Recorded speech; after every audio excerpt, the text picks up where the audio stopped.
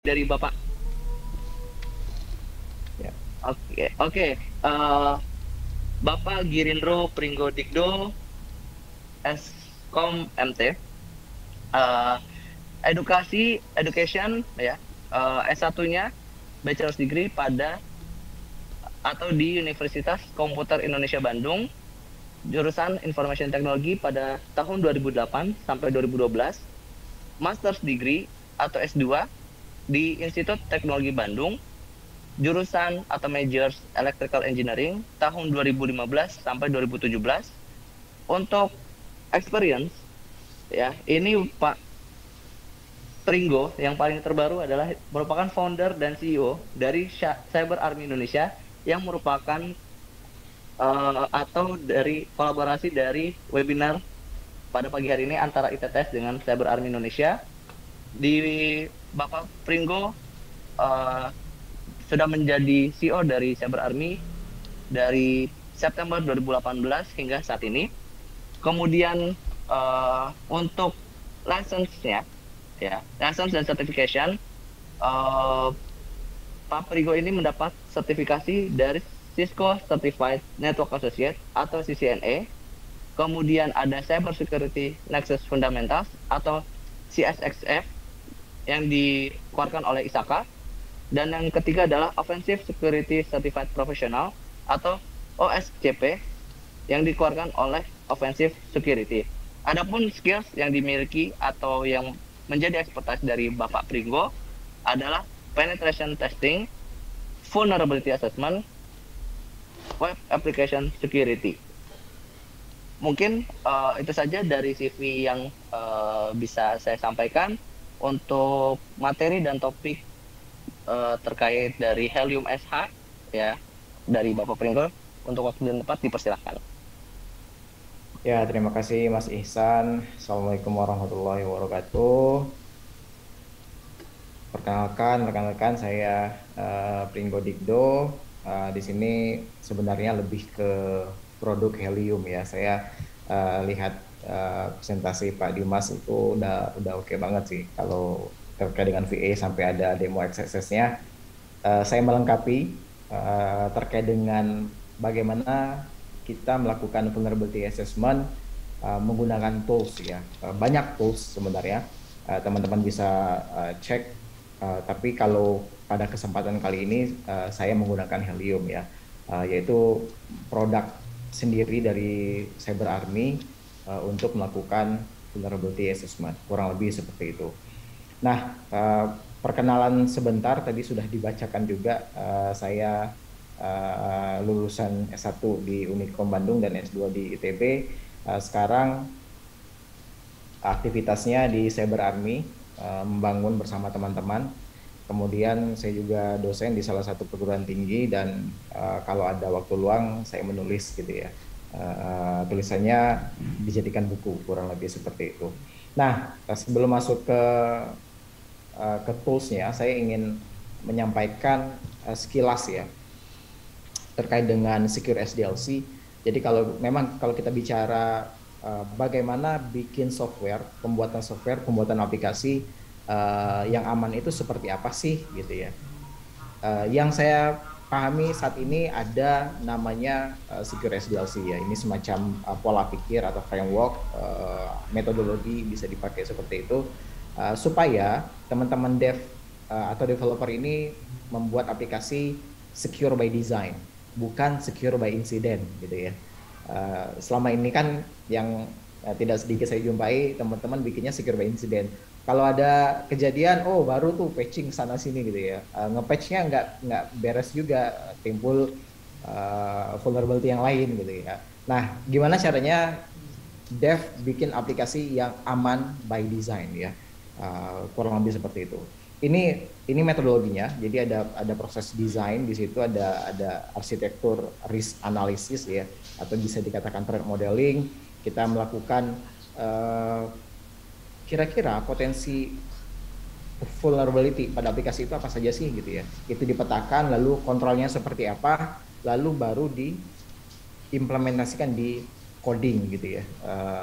Secure codingnya seperti apa, sudah didemokan juga oleh Pak Dimas tadi. SQL injection ya salah satunya itu harus pakai MySQL query escape gitu ya. Lalu setelah diimplementasikan di sisi coding ada namanya testing gitu ya. Testing ini sebenarnya untuk teman-teman developer nggak cuma testing fungsi aja, apalagi teman-teman QA gitu ya. Yang penting proses bisnisnya jalan di aplikasi gitu. Tapi juga dites di sisi security-nya. Gimana caranya kalau saya bisa mendapatkan data yang rahasia misalnya ya dari sisi aplikasi gitu ya. Itu juga dicoba dilakukan skenario uji seperti itu. Jadi dalam testing ada proses QA-nya, fungsi functional test dan juga ada security test. Nah, ini di proses testing VA dan pentest ya, VAPT itu ada di tahapan ketiga gitu ya. Jadi teman-teman bisa melakukan VA, bisa melakukan pentest. Lalu kapan saya melakukan VA dan pentest? Seperti apa sih bentuknya gitu ya? Atau seperti apa caranya gitu ya? Nggak sedikit juga teman-teman startup gitu ya, atau teman-teman perusahaan lain, mereka kekurangan orang-orang yang melakukan testing gitu ya, orang-orang security-nya, pentesternya kurang gitu ya. Sehingga ya udah deh kita VA aja deh, waktunya singkat, lalu deadline-nya banyak gitu ya, aplikasinya banyak yang akan dikembangkan selanjutnya, terus harus aman pula gitu kan. Kalau kita bicara pentest minimal 5 hari sampai 7 hari ya yang sudah disampaikan tadi. Bisa jadi seperti itu gitu ya. Sedangkan deadline kita padat nih gitu. Oke, berarti kita butuh VA dulu. Setidaknya kita melihat ini potensi kerentanannya apa aja deh gitu ya sebelum aplikasi dideploy ke production gitu ya. Nah, setelahnya oke, di patch lalu baru di deploy ke production. Kurang lebih seperti itu sekilas terkait dengan secure SDLC. Nah, posisi VA itu ada di bagian testing gitu ya, dan itu salah satunya ada namanya Helium tools untuk melakukan vulnerability assessment. Oke. Nah, dari awal saya melihat beberapa pain point, baik dari sisi organisasi maupun dari sisi individual nanti. Beberapa diantaranya mungkin ya teman-teman juga bisa tambahkan, kalau kita bicara VA itu banyak banget VA. VA tools apa aja, ABCDE gitu ya, banyak banget gitu ya. Iya benar gitu ya. Dan mereka berjalan sendiri-sendiri ya, terpisah gitu ya. Sehingga kita harus install macam-macam meskipun sudah ada OS khusus yang mengumpulkan tools-tools itu gitu ya. Tapi tetap aja kita butuh komputer, kita butuh duduk, lalu kita butuh menjalankan programnya gitu ya. Belum lagi kalau ada tools yang harus dikonfigurasi. Itu ya yang saya lihat ya dari teman-teman di organisasi. Oh ini konfigurasinya nih susah gitu ya, sehingga ya udah deh kita nggak pakai tools itu karena config-nya susah. Lalu ada juga karena toolsnya beda, ya pasti user interface-nya juga beda gitu ya. Ada yang UI-nya bagus, tinggal klik-klik aja. Lalu ada juga yang hasilnya log doang gitu ya. Di terminal ini hasilnya hitam putih doang gitu, yang gimana cara bacanya. Oke, kalau yang sudah pengalaman banyak nggak masalah gitu. Tapi kan kita harus regenerasi gitu ya. Gimana caranya biar lebih cepat adaptasinya gitu kan. Sehingga itu salah satu hal yang bermasalah gitu ya, yang menjadi tantangan, yang menjadi isu. Nah, lalu ada juga teman-teman di organisasi kita kurang infrastruktur, kita kurang server, kita kurang infrastruktur ya, tentunya kita nggak bisa install berbagai macam tools gitu ya. Kita install satu tools aja deh gitu ya. Sedangkan yang mau dites banyak gitu ya, skenario-nya banyak gitu, nggak cuma satu doang. Nah, itu beberapa hal terkait dengan pain point yang saya dapatkan di organisasi gitu. Mungkin di TTS, Pak Dimas, Pak Ihsan dan lain-lain, ada pain point lain bisa ditambahkan nanti ya, buat data baru. Dan tentunya ada tools yang yang beragam ya, ada open source, ada berbayar, tapi juga tidak sedikit ya udah kita bayar atau kita pakai sendiri secara gratis gitu, kita install sendiri, konfigurasi sendiri, belajar sendiri ya, itu yang kita lakukan. Nggak masalah, sekali lagi tidak masalah, tapi kalau kita bicara deadline yang banyak, kemudian pembuatan aplikasi yang cepat gitu ya, itu akan menjadi masalah. Oke. Nah, dari sisi user ya, saya juga pentester, rekan-rekan, melakukan pentest di beberapa aplikasi ya, di beberapa organisasi. Personality bagi saya itu kalau banyak tools susah manage-nya. Ada OS yang mengumpulkan banyak tools, ada gitu ya. Tapi paling 4 atau 5 tools yang saya pakai secara pribadi seperti itu ya. Karena kebutuhan orang beda-beda. Sehingga untuk kalau saya bisa pakai banyak tools ya berarti saya harus manage tools itu, terus saya harus update gitu ya. Belum lagi kalau saya harus ini pentestnya di production nih. Sebelumnya kan saya harus VA dulu kan untuk dapat datanya. Ya udah, kalau di production mau nggak mau di luar jam kerja gitu ya. Kalau nggak 1 minggu Senin sampai Jumat tapi malam gitu ya. Kalau saya standby terus komputer saya nggak ada isu juga, tapi ada isu oleh orang lain gitu ya, dengan orang lain gitu ya. Nggak, komputernya nggak kuat lah gitu ya, atau macam-macam lah gitu ya. Ini salah satu isu. Jadi kita perlu VA tapi sambil tidur toolsnya jalan gitu ya. Dan kita perlu VA secara terschedule, terjadwal. Jadi nggak harus saya klik start dulu baru running, tapi ya udah saya mau VA setiap hari Minggu deh gitu ya, Minggu pagi, kemudian setiap hari Rabu gitu ya, 2 kali seminggu itu bisa, dan secara otomatis. Jadi nggak perlu buka komputer lagi, buka laptop lagi, menjalankan tools.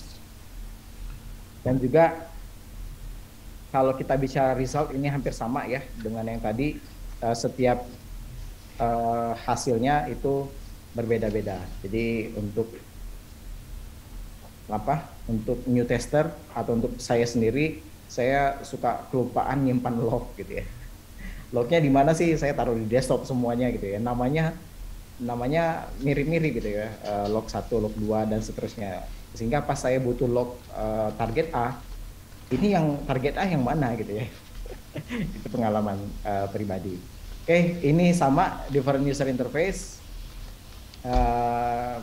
Ada yang bisa diklik gitu ya, ada juga yang terminal atau ya udah harus diketik dulu komennya. Nah, ini beberapa pain point dari organisasi maupun dari individu ya. Mungkin teman-teman juga punya pain point, bisa kita diskusikan seperti apa pain pointnya. Nah, sehingga dari latar belakang ini gimana nih caranya kita bisa bikin platform yang bisa mengcover masalah itu gitu ya. Sehingga cobain deh kita bikin Helium gitu ya. Bisa mengcover beberapa masalah yang tadi. Yang pertama ya pasti kalau kita bicara VA pasti otomatis, lalu ada ini khususnya ke pengguna baru ya. Jadi Helium ini dibangun supaya semua orang bisa melakukan VA tanpa harus ketergantungan dengan satu atau beberapa orang expert di security untuk melakukan VA. Jadi nggak ada blocker tuh nanti tuh kalau teman-teman developer saya mau VA, ya udah nggak usah nunggu orang security dulu gitu ya, pakai dulu tools yang ada gitu ya, sehingga bisa jalan langsung gitu ya untuk security assessment-nya. Kita bikin lebih mudah. Lalu ada tim collaboration-nya, ini juga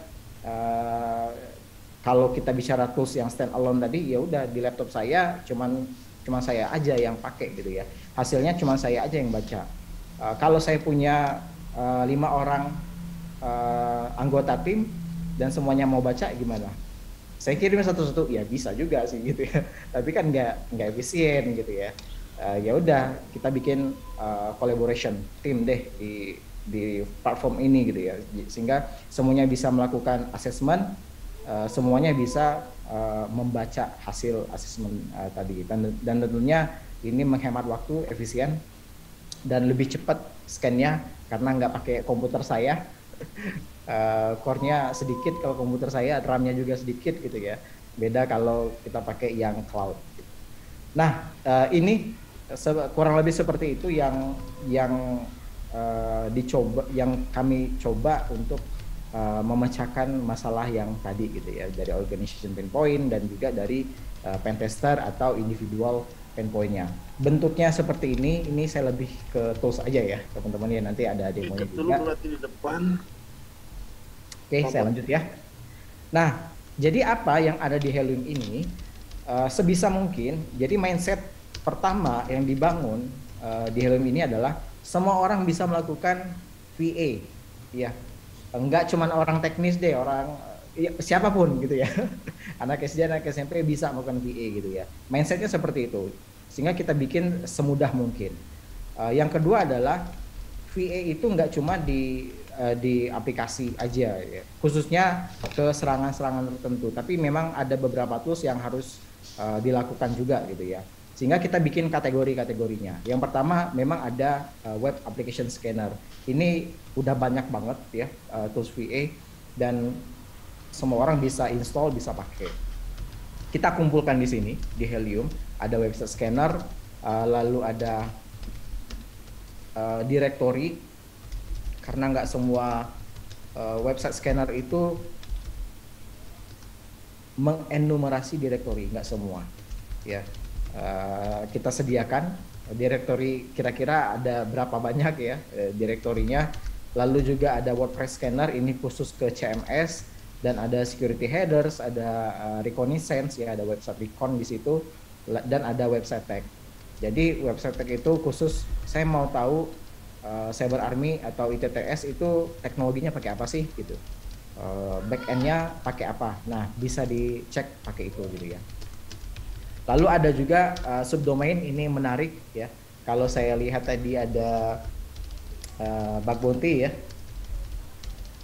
bintang titik tokopedia.com, nah itu kan bisa dicari tuh, banyak banget tuh subdomainnya, itu bisa kita coba cari subdomain dan coba cari vulnerability-nya gitu ya, dan dilaporkan.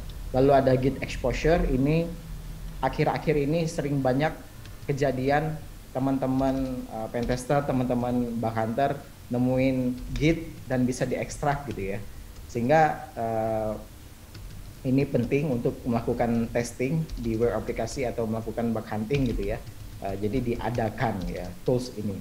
Lalu ada X-Access Scanner dan ada SQL Injection Scanner. Nah, ini yang kategori yang pertama. Yang kedua itu ada di infrastruktur. Ini lebih ke network ya. Jadi intinya adalah kita cari port yang kebuka apa aja, service yang kebuka apa aja, lalu kira-kira isu dari vulnerability di layanan tersebut apa, gitu ya, rekomendasinya apa, kurang lebih seperti itu. Selain itu ada Find DNS, ada Spring PowerShell, ini yang terbaru ya. Ini untuk deteksi aja, kita kira-kira vulnerable nggak terhadap serangan ini ya, terhadap vulnerability ini, kira-kira seperti itu ya. Kemudian ada yang terbaru mobile apps scanner. Jadi ini tantangan tersendiri untuk teman-teman pentester, karena kalau kita bicara pentest mobile itu banyak device ya, banyak software yang harus disediakan, diinstal. Salah satunya gimana caranya kalau saya melihat isi dalamannya aplikasi ya, reverse engineering kurang lebih gitu ya, atau static analytic security testing gitu ya. Itu harus diinstal tuh, dan installnya agak ribet gitu ya. Nah, kita bikin supaya ya udah tinggal pakai aja, nggak perlu diinstal gitu ya, sehingga bisa lebih memudahkan teman-teman untuk melihat hasil dari kode dari mobile apps. Oke. Lalu ada encryption scanner, ini lebih ke SSL, TLS. Sebenarnya ini masuk ke network juga ya, tapi kita bedakan berdasarkan jenis scannernya gitu ya. Jadi melihat misalnya saya pakai SSL, ini chippernya A, B, C atau D gitu ya, itu bisa dicek. Oke, bentuknya seperti ini. Ada ya fiturnya ada condition monitoring, ada scan vitals ini tadi ya vitalsnya. Lalu teman-teman bisa schedule juga mau hari apa, mau jam berapa gitu ya. Mau seminggu sekali, mau sebulan sekali gitu, itu bisa. Lalu ada bulk scanning, paralel dan bulk scanning. Jadi kita bisa melakukan scanning di banyak domain dengan satu waktu, atau satu domain dengan banyak host, itu juga bisa. Oke, lalu ada history dari scanner, dari scan yang kita pakai tadi, lognya di mana aja sih, nyimpannya di mana aja gitu ya, nggak perlu pusing lagi. Dan ini attack surface yang tadi ya, kita bisa tahu back end teknologi yang dipakai itu apa aja, kurang lebih seperti itu. Oke, lalu ada workspace, ini khusus ke seperti kalau di Excel itu seperti sheet gitu ya, sheet 1, sheet 2 gitu ya. Khusus saya mau workspace 1 itu untuk perusahaan A misalnya, workspace 2 untuk ITTS gitu ya. Jadi semua aplikasi dimasukin ke situ. Jadi nggak kecampur. Dan juga ada manage team, ini bisa di-add timnya. Lalu ini yang mobile dan ada API access. Nah, kenapa kita bikin API access? Tujuannya supaya teman-teman khususnya ya, ini enterprise, khususnya enterprise yang bisa saya mau dashboard yang beda deh, nggak mau pakai dashboard Helium gitu ya. Ya udah, tembak aja ke API kita. Jadi kita bikin API-nya dan teman-teman enterprise bisa nembak sana dengan dashboard yang beda. Karena kebutuhannya macam-macam tuh, kalau enterprise ada SOC, saya mau gabung ini dengan data SOC gitu ya, berarti kan dashboardnya nggak sama gitu ya, sehingga ya udah kita open API. Kurang lebih seperti itu untuk fiturnya. Lalu bentuknya seperti ini. Oke, saya coba stop share dulu, saya screen.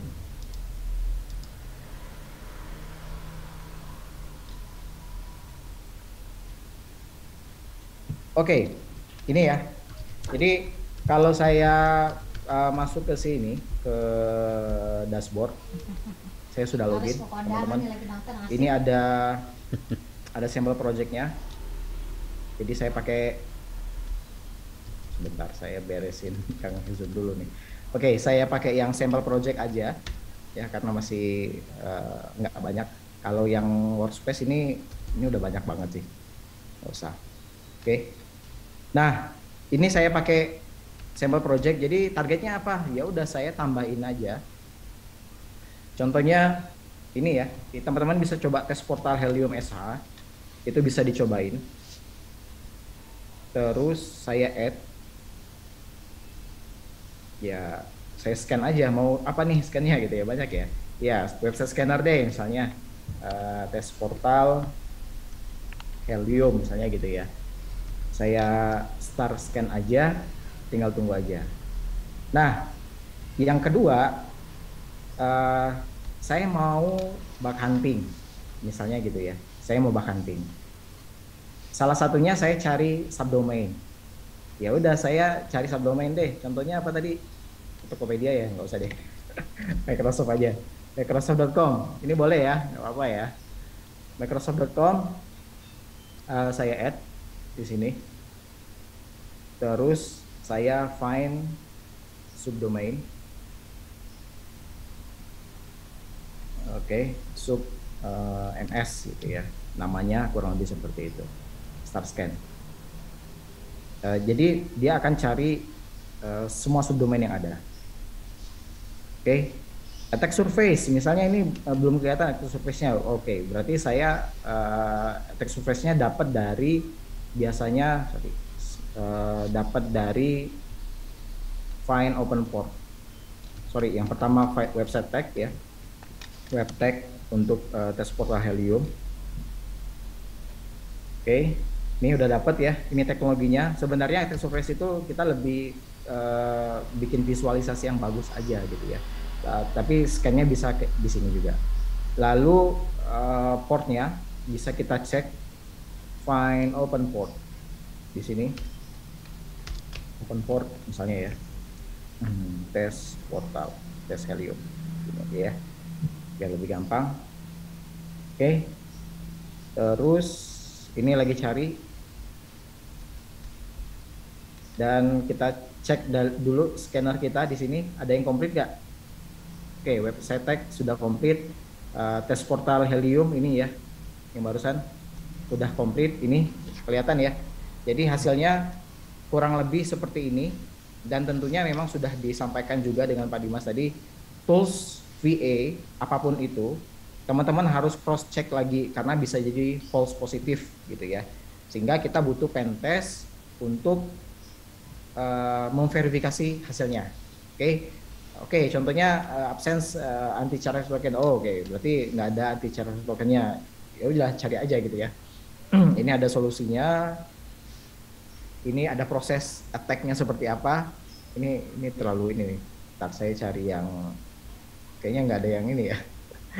Nggak dapet yang high gitu ya. Oke, ini contohnya ada anti click jacking atau X-frame option ya biasanya di sini ya, ketahuan juga dapatnya. Oke, nah ini bisa teman-teman coba juga dengan web lain tentunya. Kita sudah tambahkan rekan-rekan. Kalau saya mau web scanner ini harus authorize dulu ya. Saya checklist tapi saya nggak authorize, bisa nggak? Bisa. Tapi kalau ada yang melaporkan itu bisa kita tindak lanjuti. Jadi pastikan sudah diizinkan untuk melakukannya. Oke, itu lalu kita cek lagi. Ini bisa bisa diekspor ya ke PDF ya teman-teman. Jadi untuk report PDF-nya kurang lebih seperti ini, ya kurang lebih seperti ini. Oke, ya lumayan lah ya. Ada PDF-nya. Oke, bisa dibaca. Oke, saya close dulu. Kita cek lagi scanner yang lain. Website tag sudah, subdomain enumeration. Nah, ini menarik nih. Banyak ya. Wah, saya mau bug hunting nih di Microsoft, ya udah cari aja nih. Sebanyak ini subdomainnya banyak banget sih. Oke. Sekarang saya mau ekspor ya udah saya ekspor aja. Jadinya apa? Jadinya kayak gini. Kelihatan nggak ya yang saya share? Ya. Saya share screen aja deh kalau gitu deh. Share semuanya deh. Oke. Jadinya kayak gini, teman-teman ya. Jadi kalau sudah saya ekspor tadi, ini jadinya seperti tadi. Oke. Saya stop dulu. Soalnya banyak jendela nih. Oke. Ini terus apa lagi? Open port. Open port ini. Saya bingung nih. Bacanya seperti apa sih gini? Kalau pentester yang berpengalaman memang prefernya baca seperti ini ya. Tapi kalau teman-teman yang belum biasa, ini agak bingung. Jadi kita bikin attack surface di sini, teman-teman ya. Jadi lebih gampang bacanya. Ini oke, tes portal Helium. Portnya apa aja? Oke, ini port yang kebuka, gitu ya. Service-nya, oh ternyata pakai Cloudflare semua, gitu ya.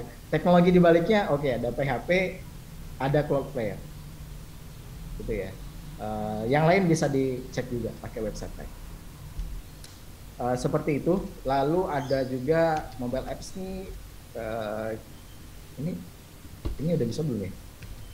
Saya cobain ya. Mobile application scanner ini soalnya agak lama sih. Oke, nggak bisa ya. Oh, masih building. Ini belum bisa, teman-teman.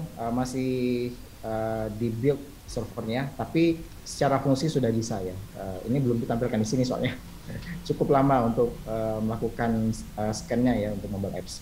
Itu jadi teman-teman bisa cobain add targetnya dari sini, atau saya mau langsung scan pakai ini bisa juga, misalnya pakai SSS deh gitu ya. Input task name, tes portal, saya pakai yang ada aja ya, biar gampang ya. Tes portal, saya start scan. Oke, saya sekarang coba yang multiple deh. Kalau multiple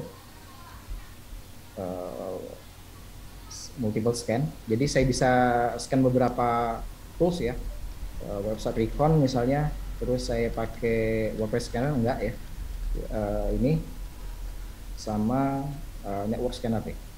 Oke, 1, 2, 3, 4. Saya cobain, kita tes portal multiple scan. Oke, start scan. Oh, ada yang error nih. Bentar. Kayaknya belum bisa nih. Terus, oke, saya cobain dulu. Ini coba deh. Tes portal. Kalau nggak bisa, berarti error ya. Gitu aja ya. Kita nggak lanjut. Oke, ada yang error. Nanti dicari tahu. Lalu ada juga kita cobain misalnya ya XSS tadi ya, tes portal XSS, ini kita coba start scan. Dia akan nyobain beberapa payload ya. Ini payloadnya banyak ya.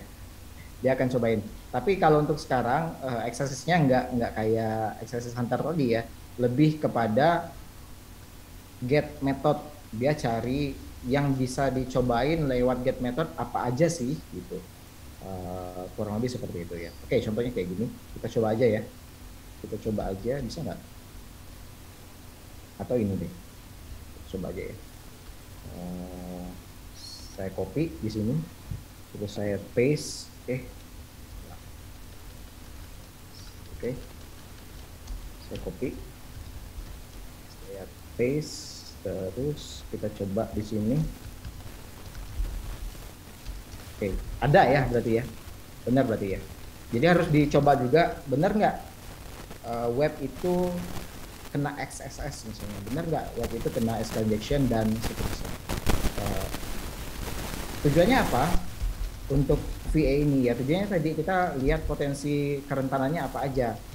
Masalah benar atau enggak itu harus kita cek lagi. Tapi setidaknya sebelum di deploy ke production kita sudah tahu nih, ini potensi kerentanannya ini nih gitu.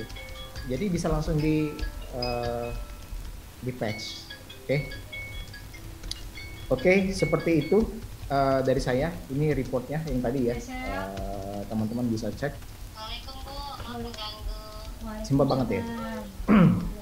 Oke, saya kembalikan ke Mas Ihsan atau Pak Ihsan, terima kasih. Terima kasih Pak. Ini Mas Dimas sama Mas Giri ini makanannya apa ya? Mantap ya Pak Agung ya. Luar biasa dari tadi loh ilmunya.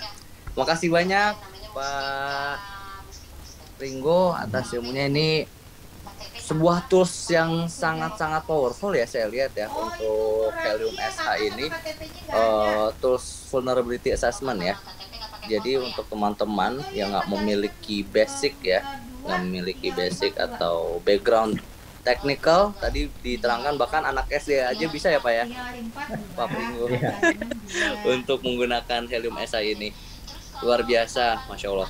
Oke, ini masuk ke sesi tanya jawab ya Pak Pringgo ya. Ya. Sudah ada beberapa penanya tadi di chat ya. Yang pertama dari Mas Hernan Gibran Ramadan. Mas, untuk pengguna Cloudflare itu kan ada WAF-nya, IP Helium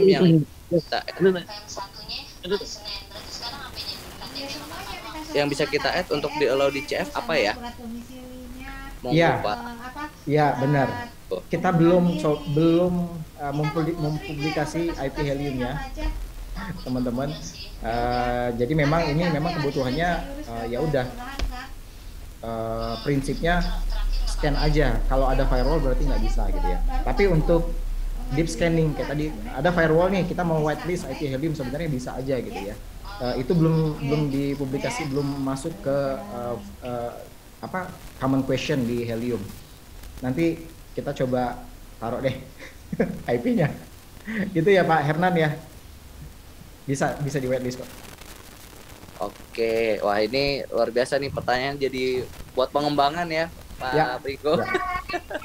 Terima kasih banyak Pak Pringgo atas jawabannya. Semoga menjawab dari pertanyaan Pak Hernan.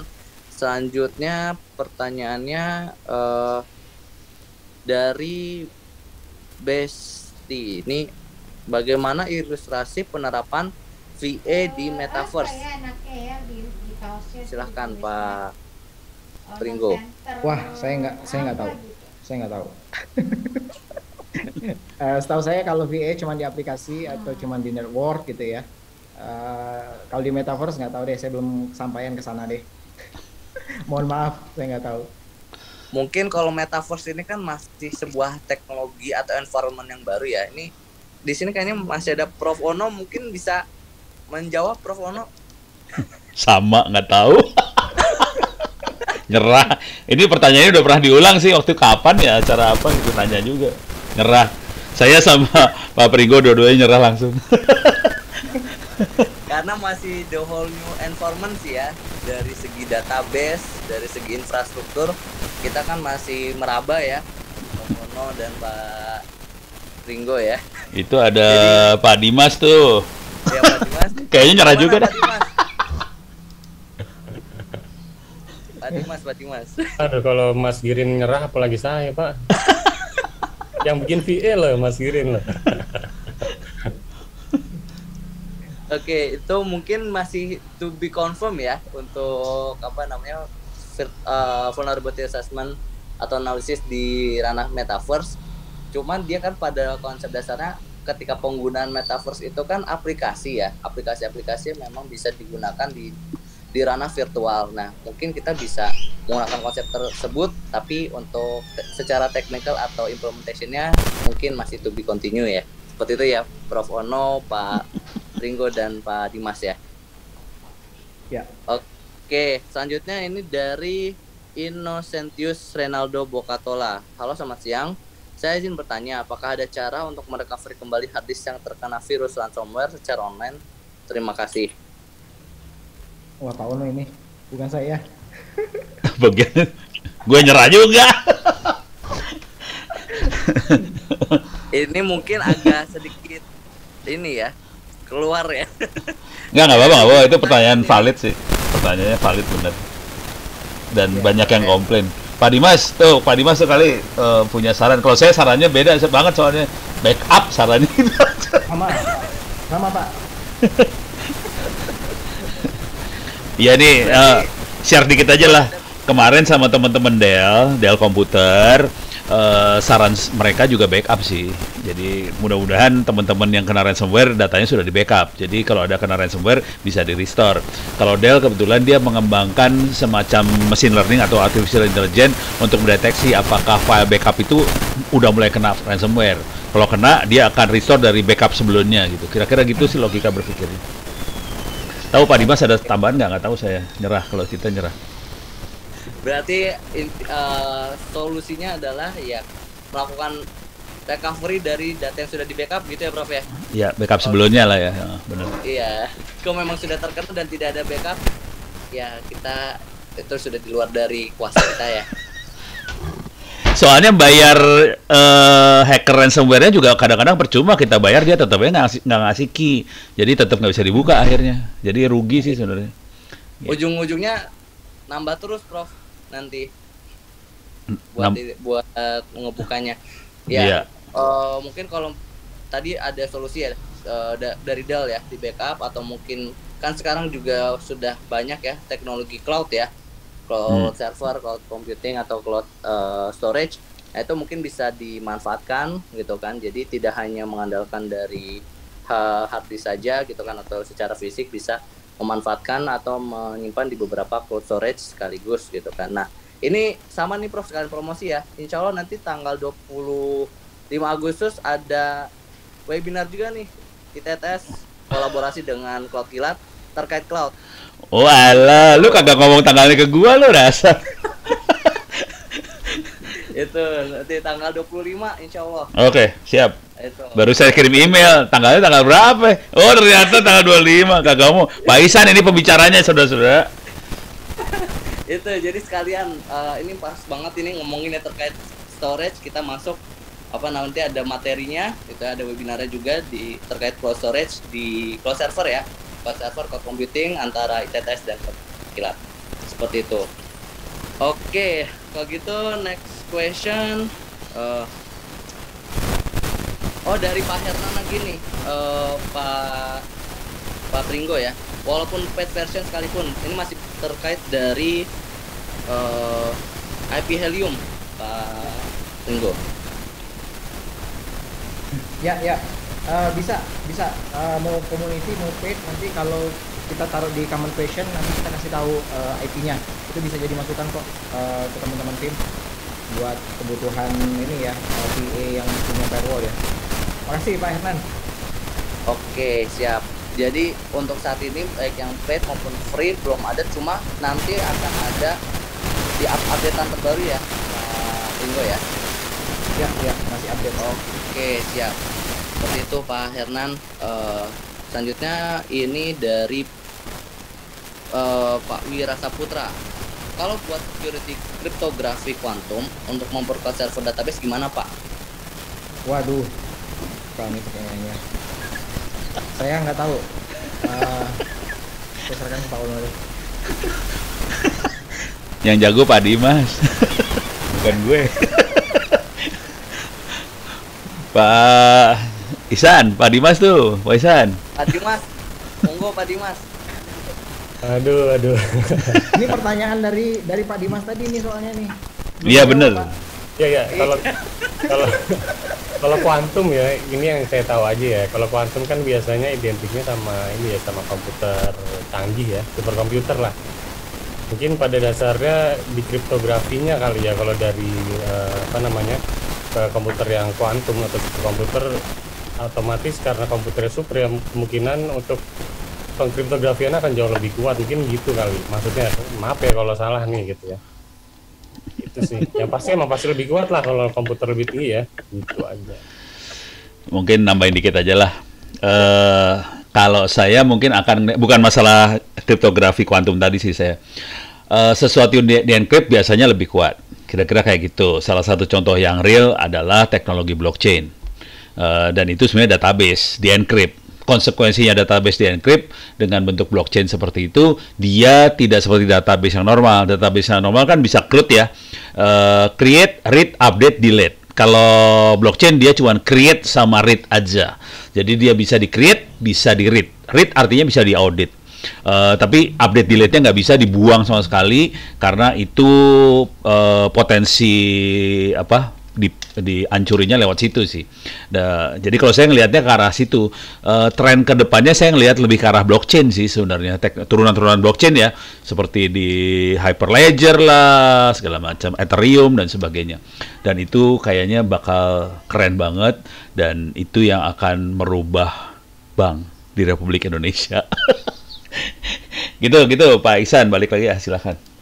Oke, mantap, luar biasa Prof. Ono, masya Allah jawabannya. Jadi lebih ke arah untuk trennya itu memanfaatkan dari teknologi blockchain ya, itu untuk kedepannya, karena memang secara environment, secara infrastruktur blockchain itu lumayan menjawab dari permasalahan security yang banyak ditemukan. Betul begitu ya, Prof ya? Ya, kira-kira gitulah. Dan itu database banget sih, database itu. Betul. Oke, ini ada lagi pertanyaan dari Mas Aji Sabto TI. Maaf, terkait backup, apa itu gunanya aplikasi semacam Timeshift? Mungkin ini pertanyaan yang terkait dari jawaban yang terkena ransomware ya. Bisa jawab, monggo Pak Pringgo. Pak Pringgo ini mah. Ya, saya jawab secara umum. Jadi kalau backup, kalau aplikasi bisa pakai macam-macam aplikasinya, tapi prinsipnya gini, kita punya backup planning ya, apakah seminggu sekali, apakah seminggu 2 kali, lalu ada skenario untuk restore. Jadi kalau saya tanya teman-teman, datanya udah di backup belum? Udah semuanya udah backup gitu ya. Tapi pernah disimulasikan restore nggak? Nggak pernah gitu. Nah itu dia tuh. Kenapa perlu disimulasikan? Karena saat terjadi insiden, kita tahu seberapa lama layanan itu bisa kembali lagi dengan merestornya. Jadi nggak cuma backup aja. Ini dari sisi organisasi ya. Tapi kalau saya pribadi, saya mahasiswa gitu kan, ya udah saya backup aja gitu. Tapi prinsipnya harus ada prosedurnya ya, mekanismenya apakah sehari sekali, seminggu sekali, dua kali seminggu gitu ya. Untuk toolsnya bisa dicobain banyak, gitu aja. Dan restore itu nggak gampang sih, bener. Gue udah ngalamin. Susah Pak. Nangis. Apalagi kalau versinya berubah dari PHP 5 ke PHP 7, mateng langsung Rombak Pak. Rombak, aduh nangis. Ini Pak Pringgo curang, dia ngomongnya kayaknya gampang gitu, padahal kenyataan hidupnya nggak segampang itu sih. Iya Pak, benar.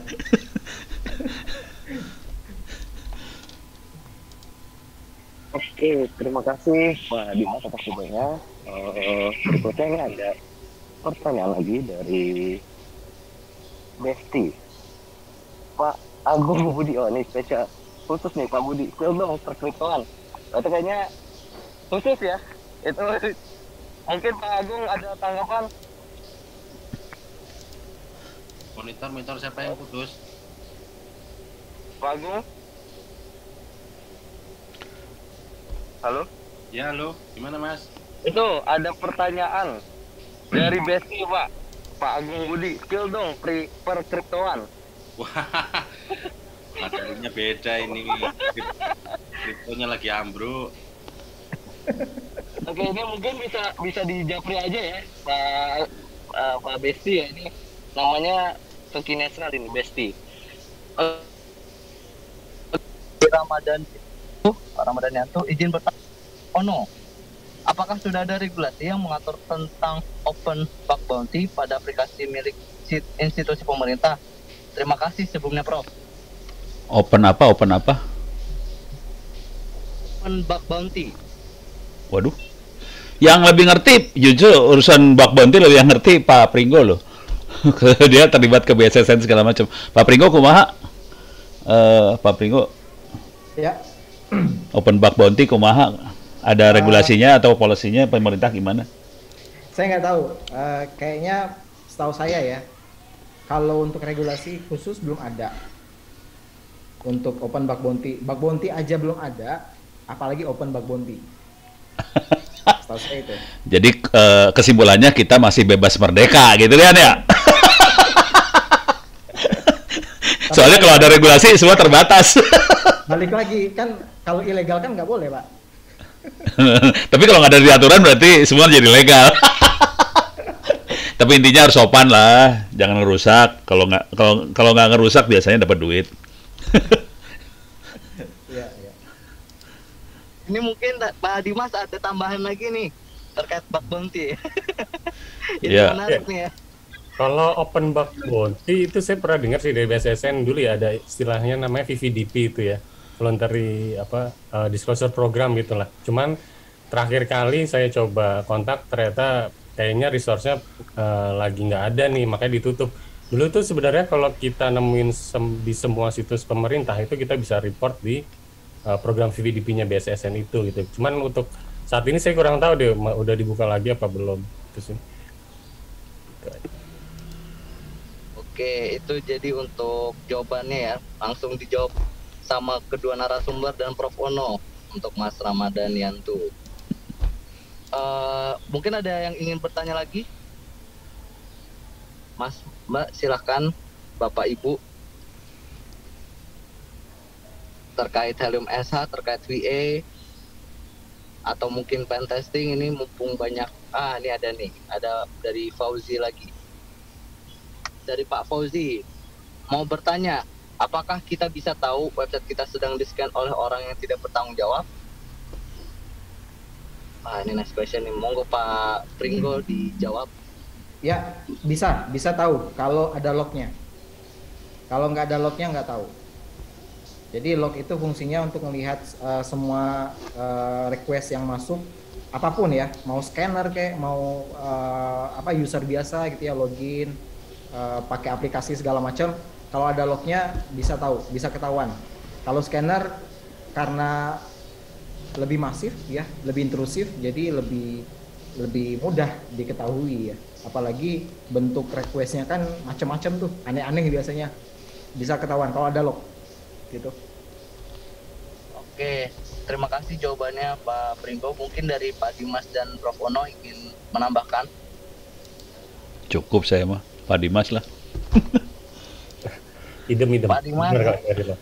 Ya, kurang lebih emang benar udah dari log itu udah paling benar sih. Kalau mau lebih gampangnya lagi ya, kalau kita punya WAF ya otomatis, malah biasanya nanti di email segala macam kalau ada bentuk serangan kayak gitu sih. Terutama log ya. Gitu. Oke, terima kasih banyak Pak Dimas atas tambahan jawabannya. Jadi balik lagi terkait terhadap dari website yang kita buat atau aplikasi yang kita buat, apakah kita mengaktifkan log tersebut atau tidak? Seperti itu, betul ya? Oke, next question, ini ada 3 lagi nih. Dari Pak Franz Gelora, maaf, apa VA bisa digunakan dalam mengetahui sejauh mana sistem keamanan di perusahaan kita? Ya, monggo Pak. Pak Franz, VA itu yang saya pahami digunakan untuk melihat potensi kerentanan yang ada ya pada objek tertentu, misalnya pada aplikasi A gitu ya. Kita melakukan VA, terus kita jadi tahu, oke, potensi kerentanannya ABCDE gitu ya. Tapi belum tentu itu kerentanan beneran gitu, sehingga harus ada langkah tambahan tadi untuk dites secara manual gitu ya, pentest misalnya. Tapi kalau nggak ada resource itu, dari data VA itu sudah bisa dicoba patch sebenarnya, kayak gitu. Oke, terima kasih Pak Pringgo atas jawaban. Mungkin dari Pak Dimas dan Prof. Ona ada tambahan? Cukup, udah sahih lah. Oke, luar biasa. Oke, semoga menjawab ya Pak Franz jawabannya. Kemudian misalnya dari Pak Justinus SN, wah, serial number. Bapak, untuk aplikasi yang jalan di intranet dengan platform Laravel, apakah TOVA tadi bisa digunakan dan bagaimana optimal biar aman aplikasinya? Terima kasih. Oke, kalau nanya yang Helium, apakah bisa digunakan lewat intranet? Ada 2, bisa atau enggak. Secara umum nggak bisa, teman-teman. Tapi yang nggak bisa ini kita masih menyiapkan gimana caranya klien hanya bisa upload VPN konfigurasi aja, terus bisa masuk ke intranet, itu ya. Kalau sekarang nggak bisa.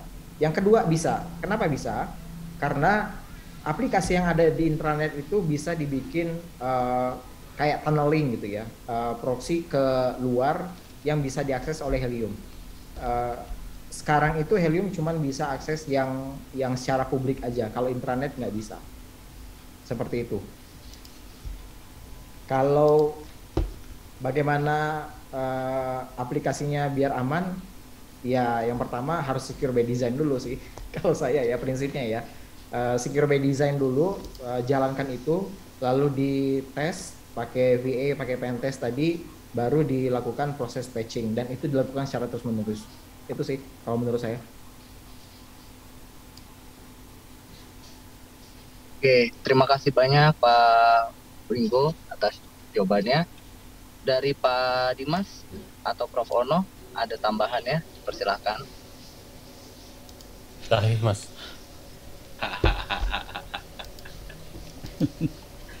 Sahih. Mungkin bisa ngelirik ini sih kalau saya. Intinya sebenarnya yang disebut sama Mas Pringgo itu kan teman-teman Helium itu ngelihat IP publik ya, sementara internet kan IP-nya private. Bagaimana caranya yang ada di private bisa kelihatan di publik? Salah satunya VPN, bisa juga reverse VPN dan sebagainya. Tapi intinya kita harus nembusin dari luar masuk ke dalam pakai VPN dan teman-temannya itu sih. Kira-kira kayak gitu. Cuman hati-hati ya kalau ngebuka kayak gitu. Muka penerbit yang lain ya, Prof. Iya. Ini pakar-pakarnya semua nih yang di sini nih terkait penerbit ini. Oke, semoga menjawab dari pertanyaan Pak Justinus ya. Ini ada lagi yang mau bertanya, mungkin kita dua penanya lagi. Saya nanya dong Pak Isan. Berat. Yang ini berat ini urusannya. Ini berat. Silakan Pak Agung. Mungkin di webinar ini kan ada yang mungkin secara tingkat kemampuannya ada yang mungkin belum mengenal PA dan sebagainya. Kalau misalkan ingin menjadi profesi seorang PA atau mungkin kita mau belajar atau sebagai orang yang mau defense terhadap istilahnya maling yang mau masuk itu, kita belajarnya dari mana sih Pak gitu. Artinya apakah karena kan ini bahasa pemrogramannya mungkin berbeda-beda ya. Terus kemudian dari aspek keamanan server juga satu hal yang penting untuk menjaga sistem kita gitu. Jadi apakah harus based on Linux kah atau based on PHP atau bagaimana untuk mencoba kita untuk sama-sama belajar, masing-masing belajar untuk bisa mengamankan rumah kita sendiri. Kira-kira gitu pertanyaannya Pak Isan. Terima kasih banyak Pak Agung, ini luar biasa sekali pertanyaan. Mungkin bisa langsung dijawab kepada narasumber ya, Pak Pringgo. Ya, terima kasih Pak Agung, salam kenal Pak.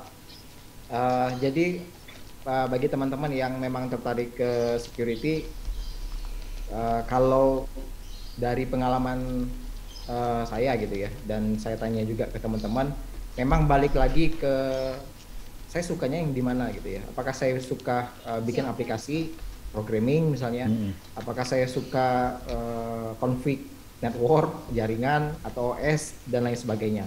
Nah, balik ke sana dulu, suka di mana, setelah itu baru ditanya lebih jauh, ini security-nya seperti apa. Misalnya kalau saya programming nih, oke, saya mau bikin aplikasi pendaftaran seminar, aplikasinya udah jadi gitu ya.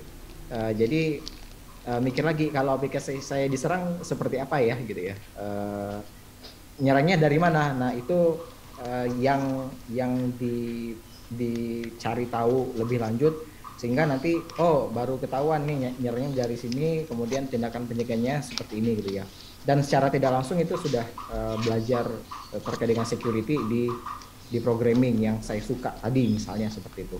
Di OS sama juga seperti itu, ada saya config berbagai macam layanan gitu ya.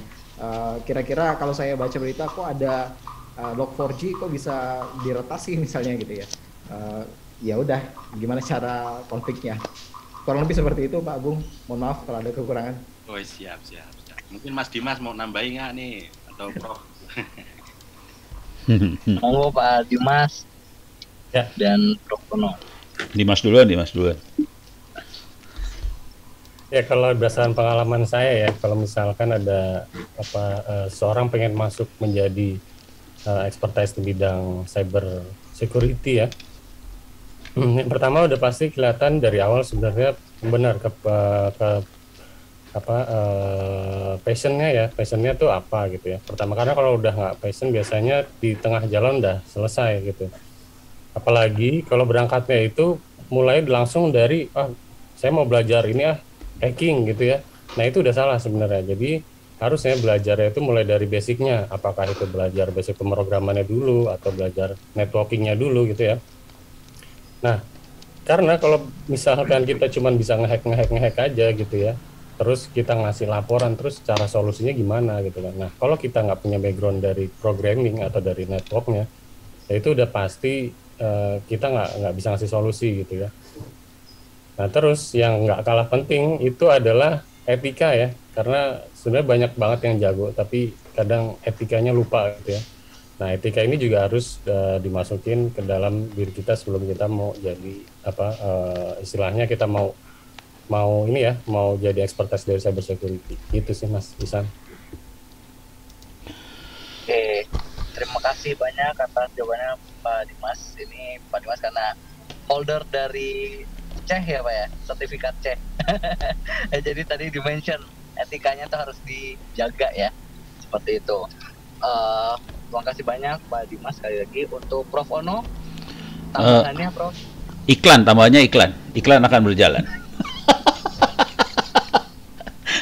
Tapi kira-kira ginilah, Pak Dimas itu juga ngajar, Pak Dimas itu ngajar di TTS juga, beliau ngajar tentang security hacking dengan hukum, jadi ada kuliahnya. Kalau nggak salah, nggak tahu nih, saya harus konfirmasi ke Pak Agung, mungkin semester depan akan ada, atau semester depannya lagi, mungkin kuliah cyber security-nya sudah mulai ada juga, dan salah satu yang ngajar juga Pak Dimas juga. Jadi di ITTS ada kuliah-kuliah seperti itu. Kuliah itu bisa diakses hari ini di Open Course ITTS ACID. Saya ulang ya, opencourse.itts.ac.id. Kita bisa akses, kuliahnya free, ada di situ, dan Anda bisa mengerjakan kuis dan sebagainya sampai dapat sertifikat. Sebenarnya ada kayak gituannya. Kalau merasa kurang dari sisi kuliahnya, itu ada link-link rekaman video-videonya, bisa Anda lihat linknya di YouTube, video-videonya juga ada. Kalau merasa kurang juga, ada perpustakaan digital, buku-buku hacking, cybersecurity dan sebagainya, bisa diakses di internal ITTS ada. Kalau pengen ngopi juga, silakan kirim harddisk ke saya kopiin semua buku-bukunya. Bayarnya gimana? Bayarnya gampang. Kalau untuk buku, untuk open course, bayarnya gampang banget. Nanti abis sholat, tolong doain aja. Bayarnya kayak gitu aja. Jadi ilmunya kebuka semua sebenarnya. Di TTS ada semua. Gitu, balik lagi. Ini iklan lewat. Pak Ihsan, silahkan. Jadi daftarlah di TTS. Seperti itu ya Prof ya? Itu Pak Chandra yang ngomong kayak gitu, bukan gue. Ini sudah live ini. Ya, itu untuk tambahannya ya. Jadi memang dari ITTS sendiri banyak ranah dan expert ya di ranah cyber security gitu kan. Jadi kalau emang ada yang berminat ya, itu ada yang bertanya linknya itu opencourse. Ini kita di chat aja ya, opencourse.itts.ac.id. Oke, itu untuk Pak Hena Sulaiman ya. Kemudian, ini ada lagi nih pertanyaan dari Aldi Setiawan. Pak, izin mau nanya, misal saya dapat temuan celah di satu website. Nah, untuk tata cara melaporkan ke pemiliknya seperti apa ya? Bisa dijawab, silahkan Pak. Mungkin Pak Pringgo ini yang ahli mah. Oke, kalau nemu celah keamanan, kalau program bug bounty udah ada ya tata caranya ya, udah legal gitu ya, udah ada prosedurnya. Tapi kalau enggak, misalnya nih nggak sengaja gitu ya, ketemu gitu, nggak tahu bagaimana caranya, bukan program bug bounty, nggak sengaja ketemu, ya biasanya cari tahu kontak di email sih, itu aja. Kalau nggak ada, ya coba tanya ke teman-teman gitu. Tapi yang jelas secara etika jangan dipublikasi, atau secara undang-undang jangan melakukan tindakan yang intrusif, yang scanning gitu ya, dengan objek yang belum ada izinnya, kayak gitu. Oke, terima kasih Pak Pringgo atas jawabannya. Mungkin ada tambahan dari Pak Dimas yang tadi banyak banget dari experience-nya mendapatkan bug reward ya. Ya, saya cuma mau ngasih tahu aja sih, kalau kita main-main ke website orang itu sebenarnya 50-50 ya. Kita nggak tahu dari si penjaganya ini galak apa enggak itulah. Jadi kalau misalnya kita nemuin yang ada bug bounty-nya, emang paling benar ya, paling benar itu ya kontak langsung ke IT-nya. Kalau nggak bisa dapat, coba cari di LinkedIn. gitu ya. Coba cari LinkedIn, coba cari tahu misalkan head IT-nya siapa gitu ya. Yang jelas temuannya itu ke CS-nya gitu ya, atau mungkin orang yang ke depan, karena yang kita lihat di websitenya biasanya kan email marketingnya kah atau email apanya gitu ya. Nah itu jangan, sebaiknya dihindari. Coba dulu cari orang IT-nya gitu ya, paling nggak CTO-nya atau CEO-nya malah gitu. Itu aja sih tipsnya ya. Oke, terima kasih banyak Pak Dimas atas jawabannya. Prof Ono mungkin ada tambahan? Sahih, udah. Jadi keikutan loh. Mungkin saya sedikit menambahkan ya dari pertanyaan ini, karena saya pernah beberapa kali, terutama di aplikasi Line ya, aplikasi chatting Line. Nah itu saya pernah beberapa kali melaporkan. Nah itu memang tidak ada di bug bounty gitu kan.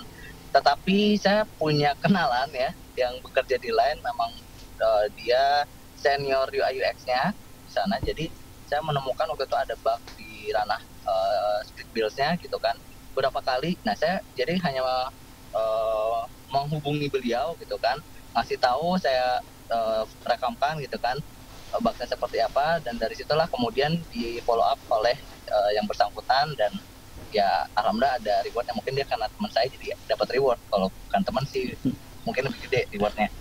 Seperti itu sih. Jadi harus KKN sedikit gitu ya. Seperti itu. Tapi bener sih. Monggo Prof, gimana kakak? Nggak bener sih, KKN itu penting. Itu aja sih poinnya. Orang dalam ya Prof ya. Ini kan kayak gini tuh membuka untuk orang dalam ya Prof ya. Sebetulnya kan acara-acara seperti ini jadi mengenal lebih dekat gitu kan.